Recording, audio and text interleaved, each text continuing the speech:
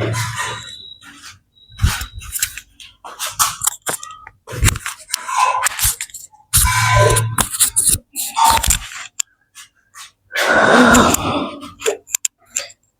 बच्चों, तो आज मैं क्लास 10th का बिहार बोर्ड के लिए केमिस्ट्री का चैप्टर 1 स्टार्ट करने जा रहा हूँ, जिसका चैप्टर का नाम क्या है, रासायनिक अभिक्रिया एवं समीकरण। तो आज का लेक्चर सिर्फ बिहार बोर्ड वाले के लिए है। मैं इसी चैप्टर का सीबीएसई वाले के लिए अलग से रिकॉर्ड करूंगा, तो आप लोग जो भी बिहार बोर्ड वाले सो सिर्फ इसको वॉच कीजिएगा। तो चलिए मैं इसको स्टार्ट करता हूँ पढ़ाना। तो चैप्टर का नाम क्या है, रासायनिक अभिक्रिया एवं समीकरण। तो ये जो केमिस्ट्री है उसका पहला चैप्टर में आता है। तो सबसे पहले इसको समझेंगे। तो रासायनिक अभिक्रिया एवं समीकरण, ये चैप्टर समझने से पहले हम लोग कुछ बेसिक चीज समझेंगे कि भौतिक परिवर्तन क्या होते हैं एवं रासायनिक परिवर्तन क्या होते हैं। अगर आप लोग को पता है तो आप लोग कमेंट कर सकते हैं, लेकिन पहले मैं समझा देता हूँ। देखिए, तो भौतिक परिवर्तन मतलब जैसे कोई भी चीज का अवस्था, जैसे कोई भी चीज का अवस्था चेंज होता है उसी को क्या बोलते हैं, भौतिक परिवर्तन।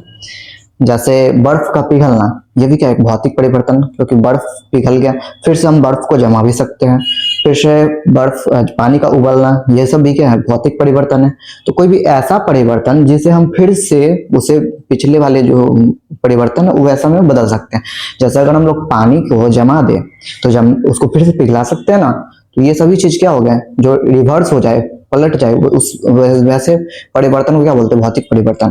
लेकिन ऐसा परिवर्तन जो कि परिवर्तन हो जाए उसके बाद फिर से हम लोग पहले वाले जो स्टेट थे उसमें हम लोग परिवर्तन ना कर पाए, उसे क्या बोलते हैं, उसे रासायनिक परिवर्तन। जैसे कि अगर हम दूध से दही को जमा दें तो दही से फिर दूध बना नहीं सकते हैं, लेकिन अगर पानी को उबाल दें या फिर पानी को जमा दे तो फिर जमा हुआ पानी में बदल सकता है।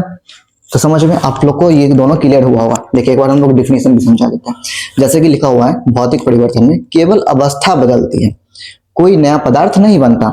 जैसे पानी अगर जम गया तो क्या हुआ, उसका अवस्था से बदल गया, वो पहले लिक्विड था, मतलब उसके बाद वो क्या हो गया, ठोस बन गया। पहले तरल था, उसका क्या बन गया, ठोस बन गया।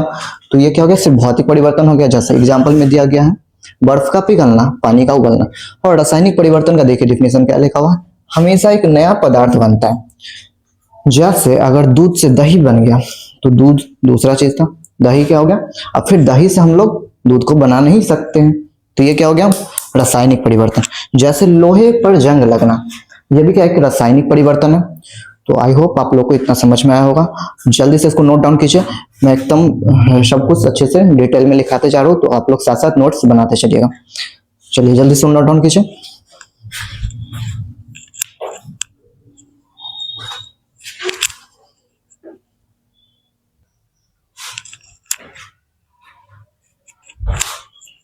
तो देखिए, अभी इसके बाद हम लोग समझेंगे क्या चीज, रासायनिक अभिक्रिया क्या होता है। ठीक है, क्योंकि चैप्टर का नाम ही क्या है, रासायनिक अभिक्रिया एवं समीकरण। तो सबसे पहला चीज हम लोग समझे क्या चीज, भौतिक परिवर्तन क्या होता है, रासायनिक परिवर्तन क्या होता है। अब हम लोग समझेंगे क्या, रासायनिक अभिक्रिया क्या होता है। उसके बाद समझेंगे क्या कि रासायनिक समीकरण क्या होता है, क्योंकि चैप्टर का नाम क्या है, रासायनिक अभिक्रिया एवं समीकरण। तो आइए समझते हैं। तो रासायनिक अभिक्रिया देखिए यहाँ क्या लिखा है, वह प्रक्रिया जिसमें दो या दो से अधिक पदार्थ मिलकर एक या अधिक नए गुणधर्म वाले पदार्थ का निर्माण करते हैं।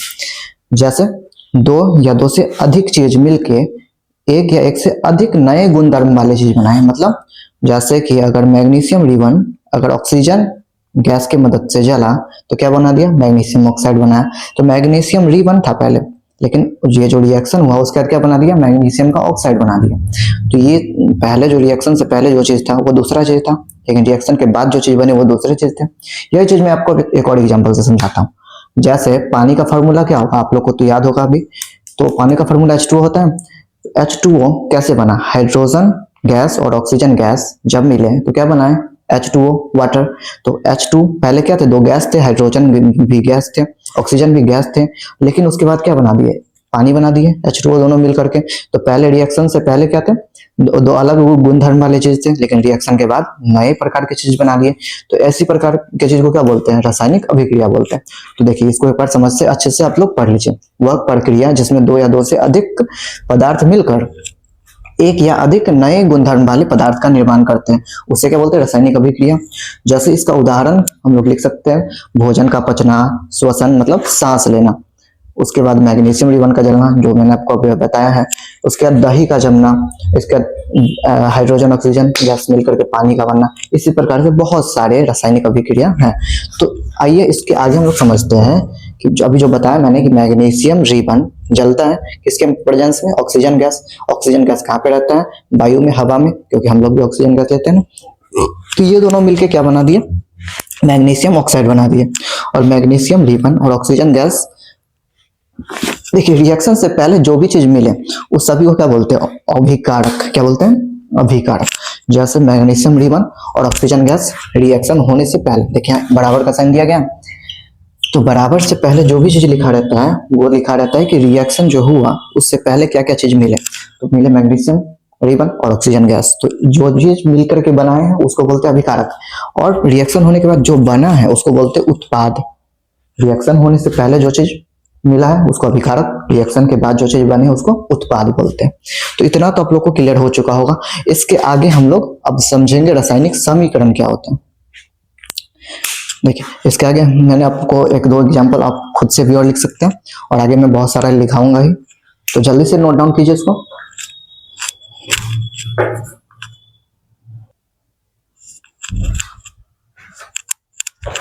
तो देखिए अब हम लोग समझेंगे अभिक्रिया के भाग। तो दो भाग थे, एक थे अभिकारक और दूसरा उत्पाद। अभिकारक क्या होता है, जो अभिक्रिया में भाग लेते हैं। जैसा भी रासायनिक अभिक्रिया का मैंने एग्जांपल आपको बताया था, मैग्नीशियम एंड ऑक्सीजन रिबन मिलकर के मैग्नीशियम ऑक्साइड बनाता है। तो उसी में मैग्नीशियम और ऑक्साइड रिएक्शन से पहले मिले थे, इसीलिए वो क्या हो गया, अभिकारक। तो अभिकारक का डिफिनेशन आप लोग लिख लीजिए कि जो अभिक्रिया में भाग लेते हैं उसे हम लोग क्या बोलते हैं, अभिकारक। जैसे बीच में बराबर पीछे जो हम लिखाए थे रासायनिक अभिक्रिया का एग्जाम्पल, जैसे मैग्नीशियम, तो बराबर से इधर वाले जो है उसको क्या बोलते हैं, लेफ्ट हैंड साइड में। तो लेफ्ट हैंड साइड वाले को क्या बोलते हैं, अभिकारक। लेफ्ट राइट तो आप लोग को पता होगा ना, इतना 10th में है। तो ये लेफ्ट मेरा, ये आपका मेरा राइट। तो लेफ्ट हैंड साइड वाले जितने भी होते हैं ना बराबर के, वो क्या होते हैं, अभिकारक। आसानी से याद रख सकते हैं। और राइट हैंड साइड वाले क्या हो गए, उत्पाद। समझ गए। जैसे उत्पाद का भी क्या डिफिनेशन, जो अभिक्रिया के बाद बनते हैं उसे क्या बोलते हैं, राइट हैंड साइड। जैसे मैग्नीशियम ऑक्सीजन अभिकारक, और बनाए क्या, मैग्नीशियम ऑक्साइड, तो क्या हो गया, उत्पाद। जल्दी से इसको भी नोट डाउन कीजिए।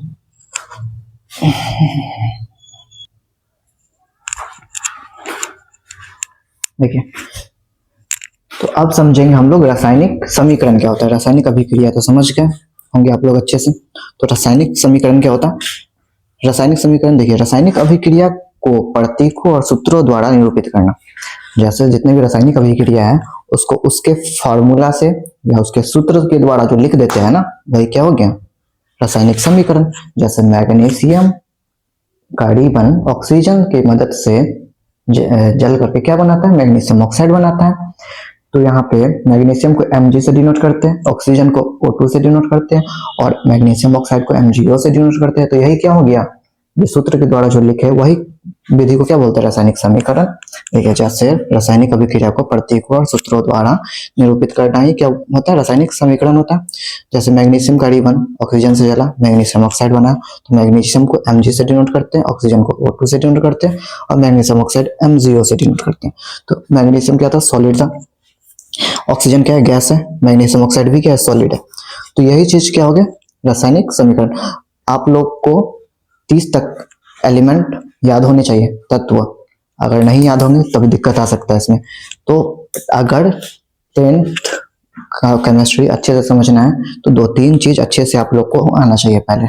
या एक तो 30 तक पूरा एलिमेंट तत्व याद होना चाहिए, एटॉमिक नंबर के साथ, परमाणु संख्या के साथ, और उसका संकेत के साथ।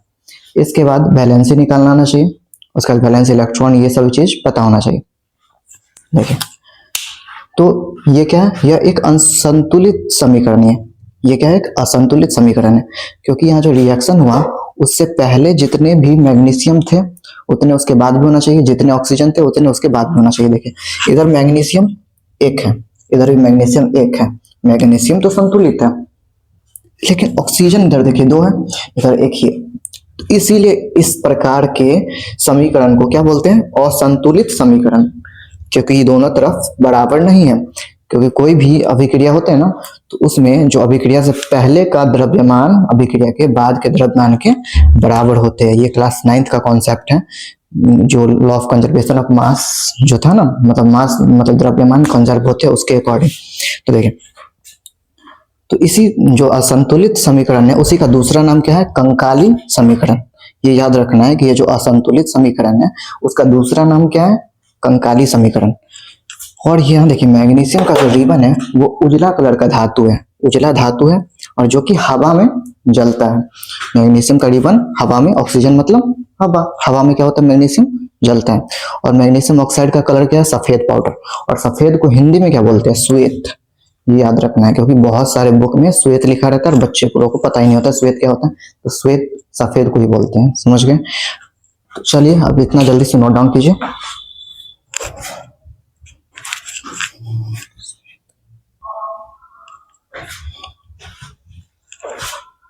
देखिए, तो कुछ बेसिक चीजें मैं आप लोग को बताता हूँ। अगर 10th केमिस्ट्री में आप लोग को अगर यहाँ पे कुछ दिक्कत अच्छे से, मतलब क्या क्या 9th का ऐसा कंप्लीट कर लें जिससे कि 10th का केमिस्ट्री अच्छे से आप लोग का समझ में आए। अगर आप लोग 9th अच्छे से नहीं पढ़े हैं तो कौन सा ऐसा टॉपिक है जिससे आप लोग समझ के आए, जिससे 10th का केमिस्ट्री अच्छे से समझ में आए, तो मैं यहाँ लिखा देता हूँ। पहला टॉपिक है कि पहला आपको ये याद रखना है, 1 से लेके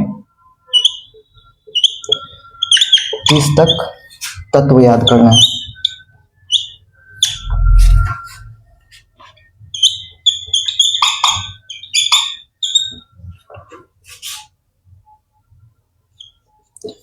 पहला ये होना चाहिए कि 1 से 30 तक का पूरा एलिमेंट विद एटॉमिक नंबर याद होना चाहिए अच्छे से। और दूसरा, आपको वैलेंसी निकालना आना चाहिए।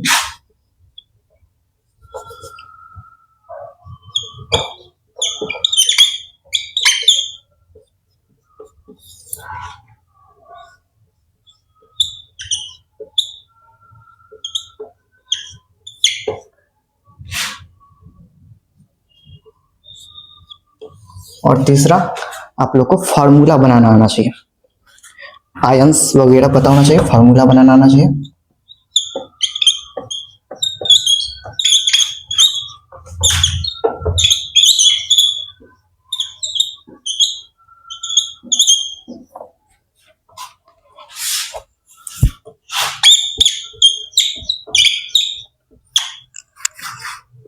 देखिए, ये 3 चीज आप लोग अगर समझ लीजिएगा 9th का ना, तो आप लोग 10th का केमिस्ट्री एकदम अच्छे से सबको समझ में आएगा और कोई दिक्कत नहीं आएगा।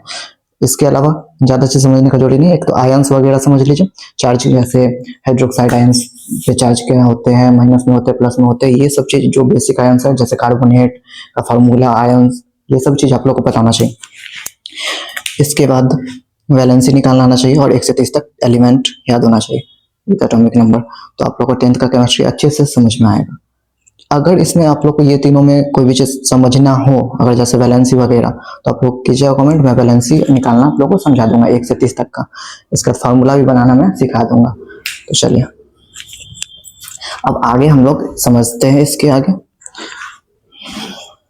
और एक चीज और चीज देखिए, मैं कैसे पढ़ाऊंगा, तो पहले मैं एक लेक्चर में टॉपिक समझाऊंगा, एक टॉपिक। जैसे केमिस्ट्री का पहला चैप्टर मैंने स्टार्ट किया है, तो उसका जैसे 30 मिनट हो या 40 मिनट, जितने में एक टॉपिक खत्म हो वो कराऊंगा। उसके बाद अगले दिन उसी से रिलेटेड जितने भी क्वेश्चंस एग्जाम में आए हैं बोर्ड में, वो सारा का सारा उससे रिलेटेड क्वेश्चन मैं करा दूंगा, प्रैक्टिस करा दूंगा आप लोग का। फिर अगले दिन दूसरा टॉपिक चलेगा, फिर तीसरे, उसके अगले दिन प्रैक्टिस सेशन। तो ऐसे एक दिन टॉपिक, अगले दिन प्रैक्टिस सेशन, फिर एक दिन टॉपिक, अगले दिन प्रैक्टिस सेशन, ऐसे करके चलेगा। चलिए तो अब आगे मैं समझाता हूं।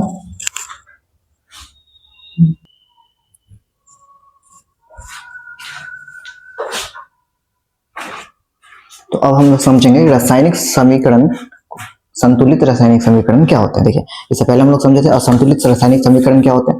तो असंतुलित रासायनिक समीकरण जिसमें क्या थे, जैसे रिएक्शन जो हुए थे उससे पहले का द्रव्यमान और उसके बाद का द्रव्यमान के बराबर नहीं थे।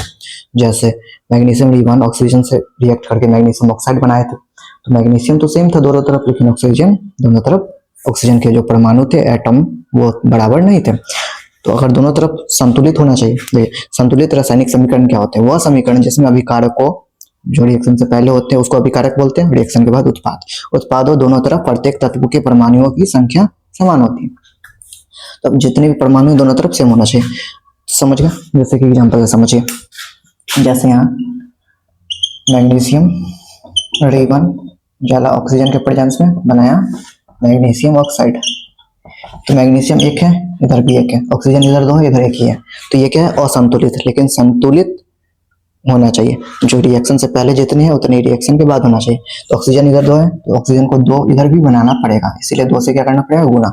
जब दो से गुना किया तो ऑक्सीजन दो हो गया, मैग्नीशियम भी दो हो गया, इधर लेकिन मैग्नीशियम एक है, तो फिर इधर भी क्या करना पड़ेगा, दो से गुना। तो अब इधर दो मैग्नीशियम इधर भी, ऑक्सीजन दो तो इधर भी ऑक्सीजन दो। तो संतुलित करने का विधि मैं बताऊंगा आगे, लेकिन पहले ये मैं बता रहा हूँ कि असंतुलित रासायनिक समीकरण होता क्या है, जिसमें दोनों तरफ परमाणु जो है, जैसे मैग्नीशियम का दो परमाणु इधर भी है, मैग्नीशियम का इधर भी दो परमाणु है, ऑक्सीजन का इधर दो परमाणु है, इधर भी दो परमाणु है। समझ में आया? अब संतुलित करते क्यों हैं, संतुलित क्यों करते हैं? जैसे असंतुलित पहले थे ना, संतुलित से संतुलित क्यों किए? क्योंकि द्रव्यमान संरक्षण का जो नियम 9th में जो दिया गया है वो क्या कहता है, द्रव्यमान ना तो बनाया जा सकता है ना ही नष्ट किया जा सकता है।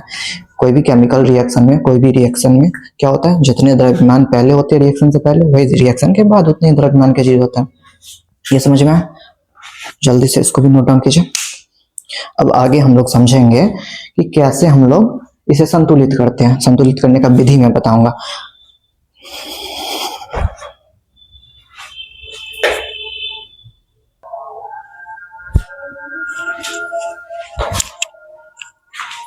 तो देखिए, अभिक्रिया को संतुलित करने सिखाएंगे, उससे पहले आप लोग को कुछ चीज जो इंपॉर्टेंट है वो चीज छूट चुके थे। तो ये देखिए, ये पहले लिख लीजिए, उसके बाद मैं आप लोगों को सिखाऊंगा अभिक्रियाओं को संतुलित कैसे करते हैं। रासायनिक अभिक्रिया जो है उसे संतुलित करना सीखेंगे इसके बाद। तो पहले ये देखिए, अभिक्रियाओं की पहचान।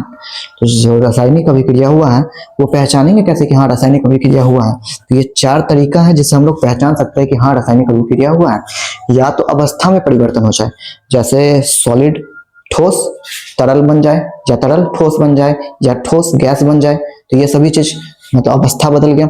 या तो रंग में परिवर्तन हो जाए, या कोई भी चीजों का रंग बदल जाए, वो भी क्या हुआ, रासायनिक अभिक्रिया हुआ है। जैसे गैस का निकलना, ये भी क्या है, रासायनिक अभिक्रिया। तापमान में परिवर्तन, तापमान बढ़ जाए घट जाए, ये सब क्या है, रासायनिक अभिक्रिया। इस तरीके से हम लोग पहचान सकते हैं। अब एक इंपॉर्टेंट क्वेश्चन जो कि बहुत बार एग्जाम में पूछा जाता है, जैसे वायु में जलाने से पहले मैग्नीशियम रिबन को साफ क्यों किया जाता है। देखिए, जो मैग्नीशियम का रिबन है वो अभी रिएक्शन आप लोग को जस्ट बताए हैं, मैग्नीशियम का रिबन ऑक्सीजन की मदद से जलता है, लेकिन वो जलाने से पहले उसे साफ किया जाता है। तो साफ क्यों किया जाता है? क्योंकि जो मैग्नीशियम का रिबन है उस पे ना मैग्नीशियम ऑक्साइड का परत जम जाता है। उसी को साफ करने के लिए क्या किया जाता है, उसे साफ किया जाता है, मैग्नीशियम ऑक्साइड को हटाया जाता है, तब वो ऑक्सीजन से रिएक्ट करते हैं। देखिए वही चीज लिखा हुआ है, मैग्नीशियम रिबन के ऊपर मैग्नीशियम ऑक्साइड की एक धुंधली परत जम जाती है जो उसे जलने से रोकती है। तो उस परत को हटाने के लिए उसे हम लोग क्या करते हैं, साफ करते हैं। तो इसको भी जल्दी से आप लोग नोट डाउन कीजिए अच्छे से।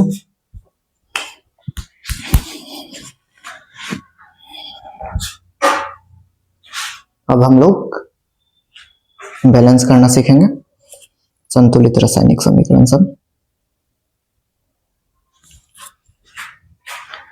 तो चलिए अब स्टार्ट हो गया जो सबसे इंपॉर्टेंट टॉपिक है। इससे हर साल क्वेश्चन आता ही है, 2-3 क्वेश्चन इससे हर साल क्वेश्चन आता है इस टॉपिक से। तो इसको ध्यान से समझिएगा। संतुलित विधि, जो रासायनिक अभिक्रिया उसको संतुलित कैसे करते हैं।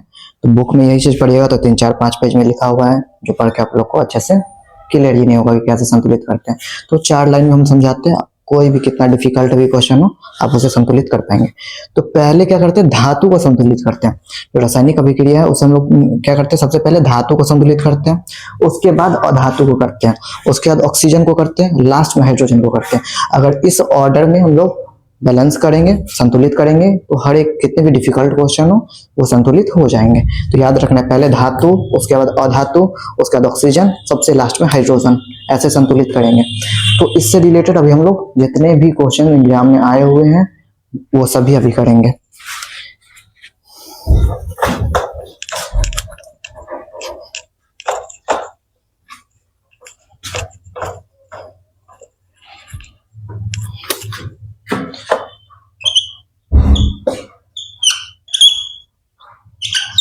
संतुलित करें।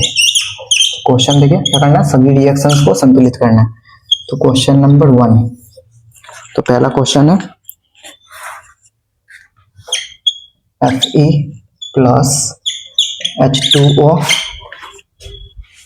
gives Fe3O4 और प्लस में H2। देखिए ये क्वेश्चन 2017 में भी आया है और 2024 में भी आया है और इससे पहले भी बहुत बार पूछे जा चुके हैं। तो देखिए मैं जितना भी क्वेश्चन कराऊंगा वो एग्जाम में बोर्ड में आते हैं, बार बार रिपीट करते हैं, वही क्वेश्चन सब है। जस्ट कि इससे जो पढ़ा रहा हूँ उसी के अंदर से आप लोग का सारा क्वेश्चन पूरा मैच करेगा, इसके बाहर कुछ नहीं रहेगा। देखिए तो Fe plus H2O gives Fe3O4 plus H2।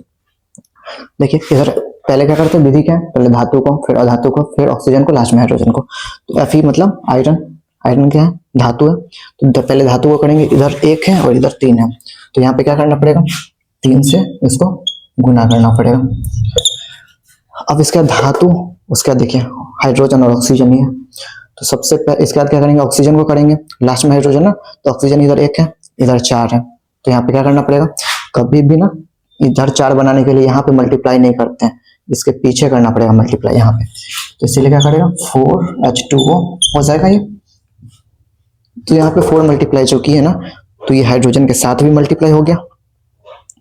तो अब देखिए इधर क्या था, Fe3O4 था, Fe तो 3 हो गया, इधर भी 3 हो गया, ऑक्सीजन इधर 4 है, इधर भी ऑक्सीजन 4 हो गया। और इसके बाद देखिए आप हाइड्रोजन को चेक कीजिए, दोनों तरफ कितने हैं, इधर हाइड्रोजन 4 2 8 और इधर 2। तो इसको भी क्या करना पड़ेगा, यहाँ 4 से मल्टीप्लाई करना पड़ेगा, 4 से गुना कर दिया तो क्या हो गया, 4 दूनी 8। अब एक बार फिर से चेक कीजिए, पहले धातु, Fe धातु है, इधर 3 है, बराबर के इधर भी क्या है, Fe 3 है। इसके बाद ऑक्सीजन देखिए, इधर ऑक्सीजन 4 है, बराबर के इधर भी क्या ऑक्सीजन 4 है। उसके बाद हाइड्रोजन इधर 4 दूनी 8, यहाँ भी क्या 4 दूनी 8। तो अब संतुलित हो गया रासायनिक समीकरण। चलिए ऐसा ही अब दूसरा क्वेश्चन करते हैं, क्वेश्चन नंबर 2।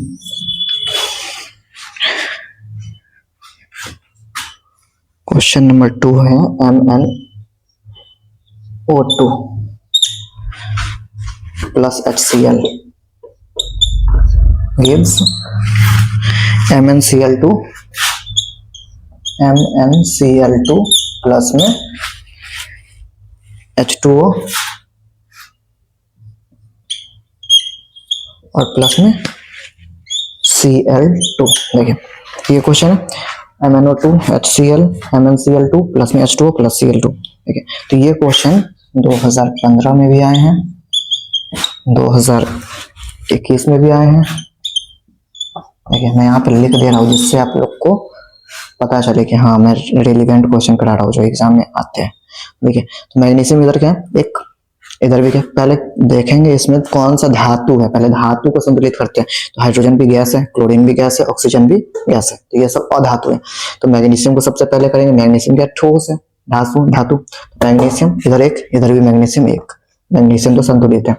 इसके बाद देखिए ऑक्सीजन और हाइड्रोजन को तो लास्ट में करते हैं।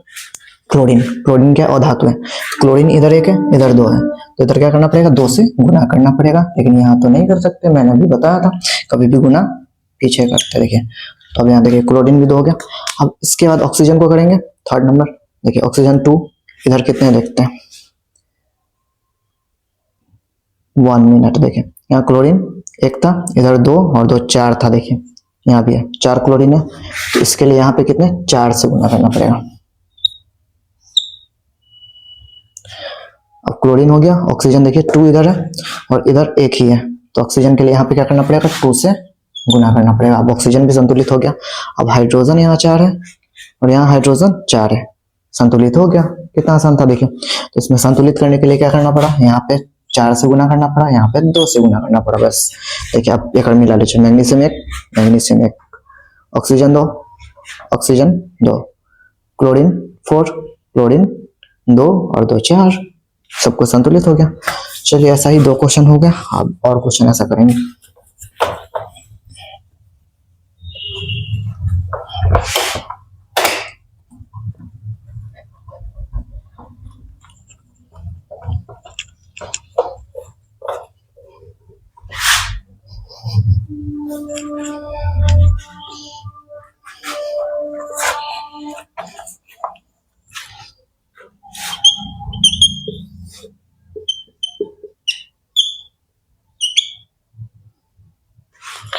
HNO3 प्लस में CaOH2 calcium hydroxide gives CaNO3 calcium nitrate bracket 2 plus में H2O। देखिए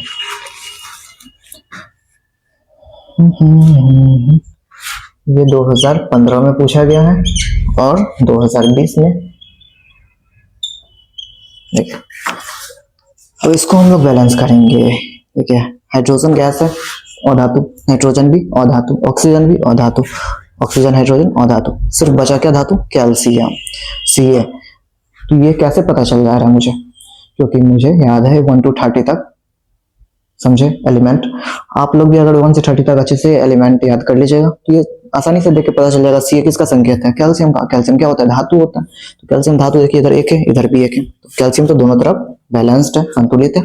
इसके बाद क्या करेंगे? कैल्शियम के बाद हाइड्रोजन ऑक्सीजन को तो लास्ट में करना है। नाइट्रोजन देखिए नाइट्रोजन इधर एक है, नाइट्रोजन इधर देखिए ब्रैकेट में पूरा 2 लगा हुआ है, मतलब नाइट्रोजन के बाहर 2, तो नाइट्रोजन 2 है यहाँ और इधर 1 है, तो यहाँ क्या करना पड़ेगा? 2 से गुना करना पड़ेगा।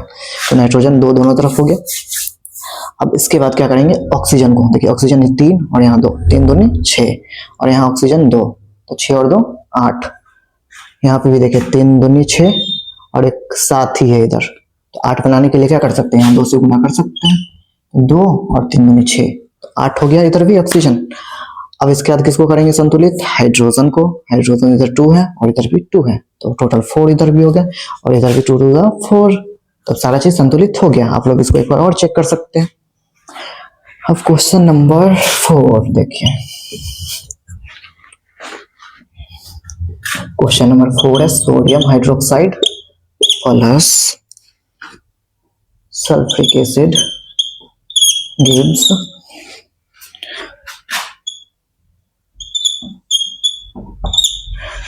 Plus H2O।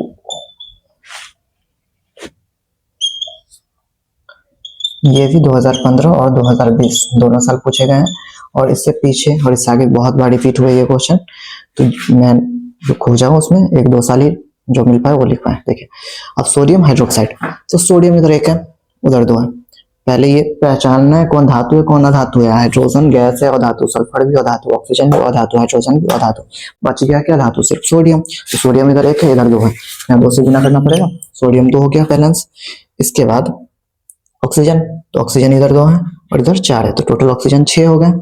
सोडियम के बाद ऑक्सीजन हाइड्रोजन तो लास्ट में। पहले सल्फर, देखिए सल्फर यहाँ 1 है इधर भी 1 है, तो सल्फर भी दोनों तरफ सेम है। इसके बाद ऑक्सीजन इधर 2 है और इधर 4, टोटल 6 है। 4 और 1 5 है यहाँ पे, तो क्या करना पड़ेगा? 2 से गुना करना पड़ेगा, तो टोटल देखिए 2 और 4 6 6, दोनों तरफ ऑक्सीजन भी हो गया। अब हाइड्रोजन को करेंगे बैलेंस, तो हाइड्रोजन इधर 2 है और इधर 2 है, टोटल 4 हाइड्रोजन, यहाँ पे 4 हाइड्रोजन, तो टोटल संतुलित हो गया। तो संतुलित करने के लिए क्या करना पड़ा? एक 2 से यहाँ गुना करना पड़ा और एक यहाँ पे 2 से गुना करना पड़ा, उसका संतुलित हो गया। देखिए 4 क्वेश्चन हो गया। अब ऐसा ही मैं 4-5 क्वेश्चन आप लोग को दे देता हूँ होमवर्क में, जो आप लोग ट्राई करेंगे।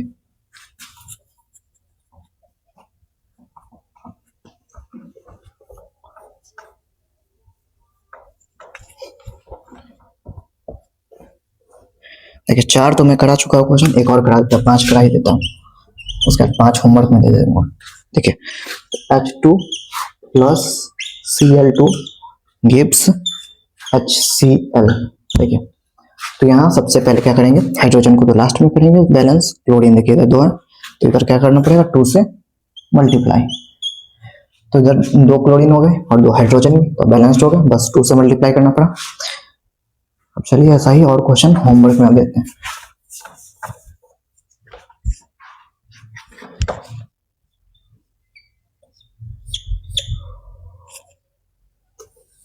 इसको आप लोग लिख सकते हैं H में पहले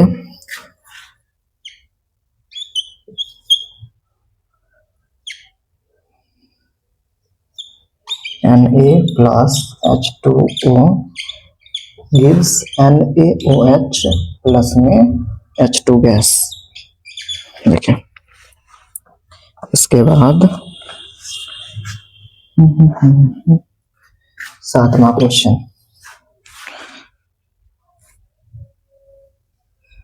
sodium plus oxygen gives Na2O। इसके बाद 8वां क्वेश्चन,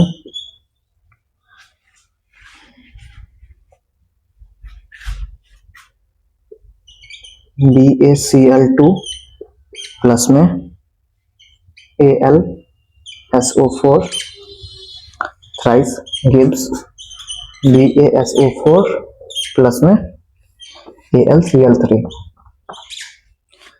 इसके बाद 9वां क्वेश्चन, टोटल 15 से 20 में बैलेंसिंग का क्वेश्चन कराऊंगा, तो संतुलित उसमें सभी जितना हो सकता है उतना दे देता हूँ और अगले लेक्चर में देखिए।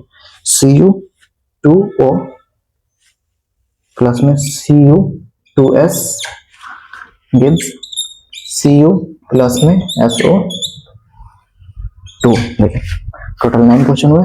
10वां क्वेश्चन देखिए, Al2O3 प्लस में HCl गिव्स AlCl3 प्लस में H2O। देखिए तो ये 5 आप लोगों का होमवर्क हो गया, इसे आप लोग बना करके कमेंट कीजिएगा। चलिए, और अगर नहीं बने मैं अगले लेक्चर में इसका सॉल्यूशन भी दूंगा। तो ये 2 क्वेश्चन, 2 3 5 क्वेश्चन, चलिए यहाँ तक हो गया। अब मिलते हैं अगले लेक्चर में। अगले लेक्चर में प्रैक्टिस सेशन चलेगा।